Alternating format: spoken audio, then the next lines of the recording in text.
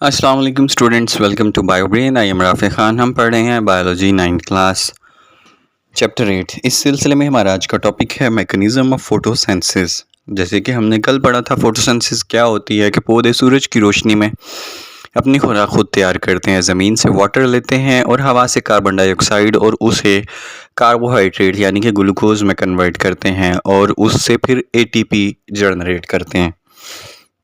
आज हम पढ़ेंगे मैकेनिज़्म ऑफ फोटोसिंथेसिस।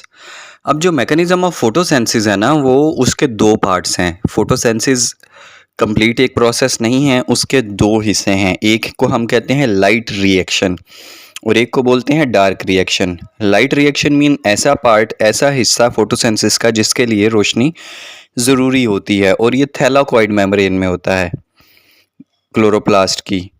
और डार्क रिएक्शन जिसके होने या ना होने के लिए रोशनी की ज़रूरत नहीं होती, that is why we are called it dark reaction, और ये स्ट्रोमा में होता है क्लोरोप्लास्ट के। तो आइए आज देखते हैं लाइट रिएक्शन। लाइट रिएक्शन के लिए लाइट की एनर्जी को यूज़ किया जाता है to make energy molecules like ATP and NADPH.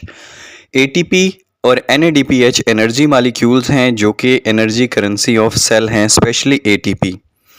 When chlorophyll absorb light, two of electron become high energy electrons. जब क्लोरोफिल लाइट एब्जॉर्ब करते हैं, आपको पता है क्लोरोप्लास्ट के अंदर ग्रीन कलर का पिगमेंट क्लोरोफिल है और उसके पास सोलर प्लेट्स की तरह, सोलर सेल्स की तरह ये ताकत है कि वो लाइट एनर्जी को एब्जॉर्ब कर सकता है। जब वो लाइट एनर्जी को एब्जॉर्ब करता है तो उसके दो इलेक्ट्रॉन्स की एनर्जी बहुत हाई हो जाती है और these high energy electron are release from chlorophyll, और ये वो जो इलेक्ट्रॉन्स हैं वो हाई एनर्जी वाले क्लोरोफिल से रिलीज हो जाते हैं। The high energy electron are pass to electron transport chain, और वो दो इलेक्ट्रॉन जो कि क्लोरोफिल से निकले क्योंकि उनकी एनर्जी ज़्यादा हो गई, वो इलेक्ट्रॉन ट्रांसपोर्ट चेन में चले जाते हैं। अब इलेक्ट्रॉन ट्रांसपोर्ट चेन क्या है? इलेक्ट्रॉन ट्रांसपोर्ट चेन वो ज़रिया है, वो चेन रिएक्शन है जिसके ज़रिए ये हाई एनर्जी जो सूरज से एब्जॉर्ब की गई है, सनलाइट से एब्जॉर्ब की गई है, इस हाई एनर्जी जो इलेक्ट्रॉन्स के अंदर है उस एनर्जी को रिलीज़ करवाया जाता है इलेक्ट्रॉन से और उसके बदले में बनाए जाते हैं ATP। In this chain, when electron pass higher to lower energy level, they release energy which is used to produce ATP। ठीक है, अब हाई एनर्जी इलेक्ट्रॉन्स को चेन से गुजार के उनकी एनर्जी रिलीज़ करवाई जाती है और ATP रिलीज़ करवाए जाते हैं।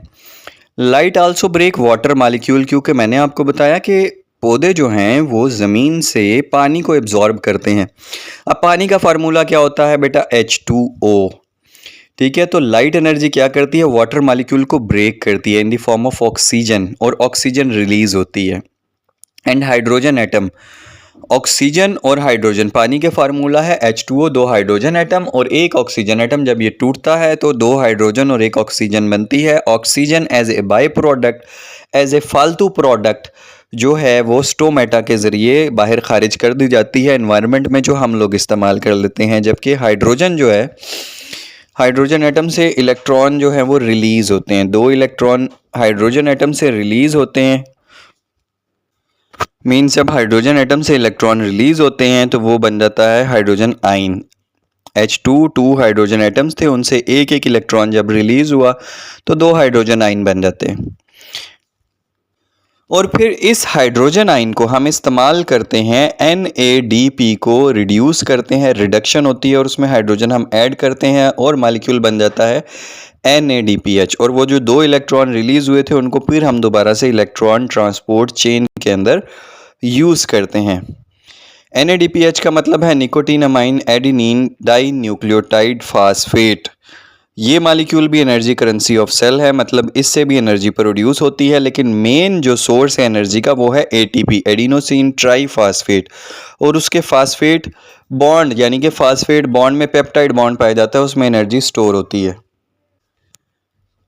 निकोटीन अमाइन एडिनिन डाइन्यूक्लियोटाइड यानी कि NAD, इट्स ए कोएंजाइम, ये कोएंजाइम है और इसकी एक फॉर्म में फास्फेट भी ऐड होता है, इसलिए NADP बोलते हैं। और जब इसमें H ऐड हो जाए जो कि हाइड्रोजन जो वाटर मालिक्यूल से रिलीज़ हुआ था, तो वो NADPH बन जाता है, जो कि हाई एनर्जी मालिक्यूल है, जिसको बाद में इस्तेमाल किया जाता है जिसकी एनर्जी को रिलीज़ करवा के बॉडी के बाकी काम करने के लिए।